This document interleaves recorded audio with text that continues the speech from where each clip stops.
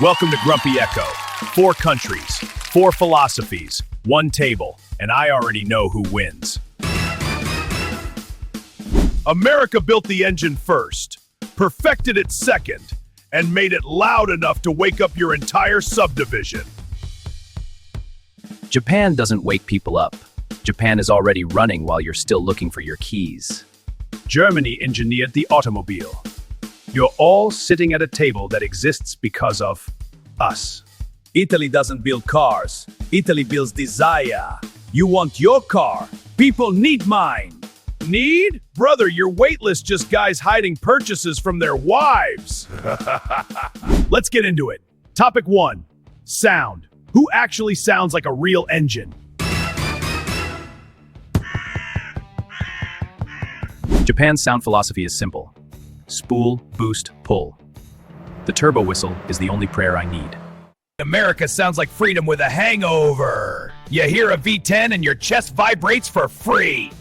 Italy doesn't vibrate chests. Italy makes grown men cry in parking lots. A Ferrari flat-plane V8 at 9,000 RPM is not a sound. It's a religious experience. Germany doesn't scream. Germany composes. An AMG V8 burble at idle is worth more than your entire exhaust system. Burble? Dude, that's just a German engine clearing its throat before the check engine light. Your Viper sounds like a divorce happening at a NASCAR track. At least divorce implies someone loved it once. Nobody loved the turbo whistle. 1,400 horsepower on a stock block, that's love. Yours is just noise with a lease. Here's the thing about fuel. Who drinks what, how much, and who's lying about it? America runs on 87 octane and freedom. 8 miles per gallon is a lifestyle choice, not a problem. Japan builds engines that do 300,000 miles on regular. Your truck does 300,000 miles to the gas station. Germany requires 93 octane because excellence has standards. Your 87 is basically recycled corn. Italy drinks 98 octane the way Italians drink wine. Every day, with passion, and we don't count the cost. That's because you can't afford both wine and fuel at the same time. We afford both. We just choose not to pay the mechanic. Japan doesn't have a fuel problem. Japan has a solution. It's called efficiency. Efficiency is what poor countries call not having enough fuel. So let's settle this. Maintenance cost. Who actually bankrupts their owner the fastest? German maintenance isn't expensive. German maintenance is an investment in not dying on the Autobahn at 260 kilometers per hour. Italy's maintenance cost is part of the romance. You don't complain about the price of a Michelin dinner.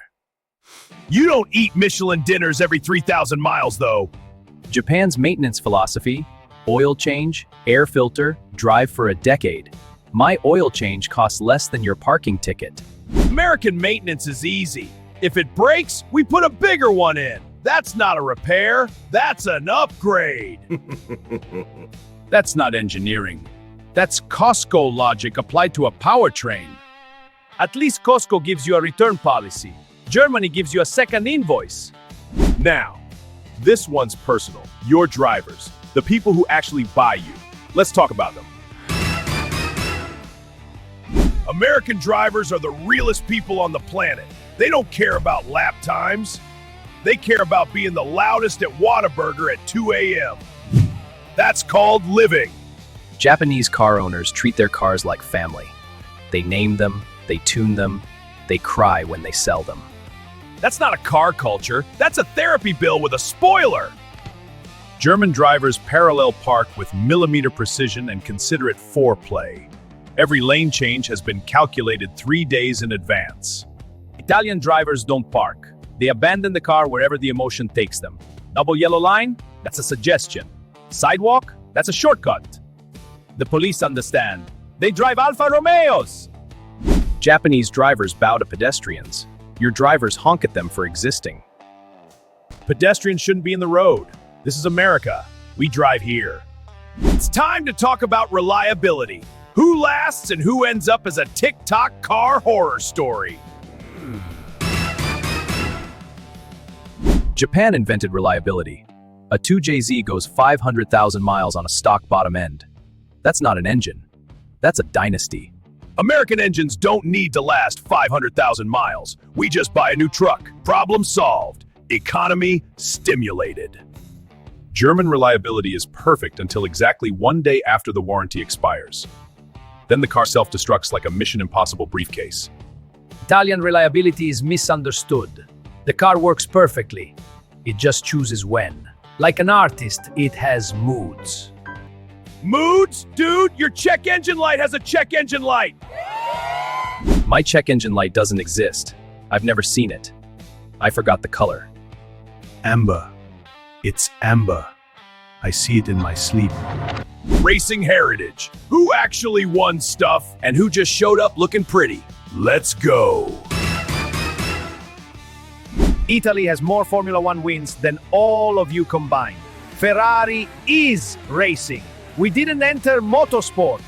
Motorsport was built to give us a place to dominate.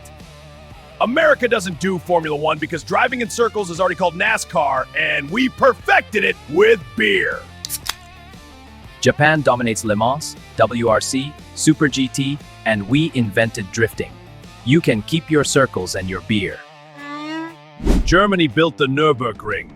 We don't just race on tracks. We build the tracks that break everyone else's cars. You build tracks that break your own cars too. I've seen the repair bills. America's greatest racing achievement is turning left for 3 hours. Incredible. We also turn right. It's called a Dodge Viper at Laguna Seca. Google it. Japan turns sideways on purpose at 120. That's culture. Wait. We got a call coming in. Who is this?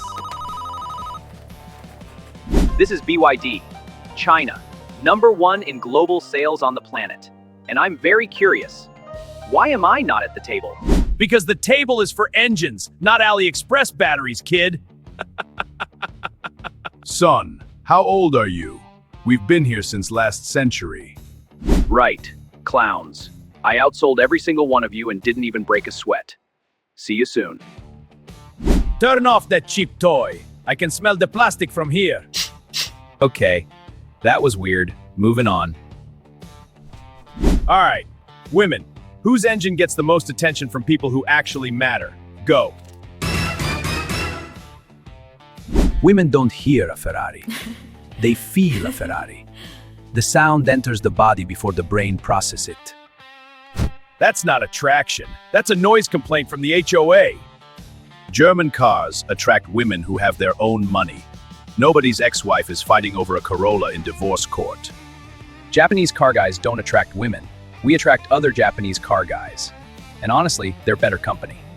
American muscle gets attention at every red light. She doesn't know what a V10 is, but she knows that sound means someone's having fun. Fun? She thinks you're a DoorDash driver who stole a loud car. My driver pulls up silent. She sees the star. That's the only introduction needed. My driver shows up with a boost gauge tattoo. If she gets it, she's the one. Last round. Final words. One chance to tell the world why your country builds engines better than everyone else. Italy builds engines that make you forget you're going to die. And for 60 seconds at 9,000 RPM, that's worth everything. Germany doesn't build engines to make you feel. Germany builds engines that work. Every time. In any weather. At any speed. Japan builds engines that outlive the person who bought them. Your grandkids will start my engine, and it will still turn over first try. America doesn't build engines to last forever, or to make art, or to impress engineers. America builds engines because we can. Because we have the space, the fuel, and the absolute audacity. And honestly, that's enough. Audacity is what you call it when the engineering budget runs out. Doesn't matter. Next red light, they'll all look at me first. And I'll already be gone before the light turns green. You know what we have in common, Germany? We're both too expensive for the people who want us. The difference is my clients can afford a second visit. Yours take a loan for the first. Haha. Girls, my clients are the dealers. In a garage, at 3 a.m. 4 countries. 0 agreement. 1 channel. This was Grumpy Echo. Subscribe before we burn the studio down.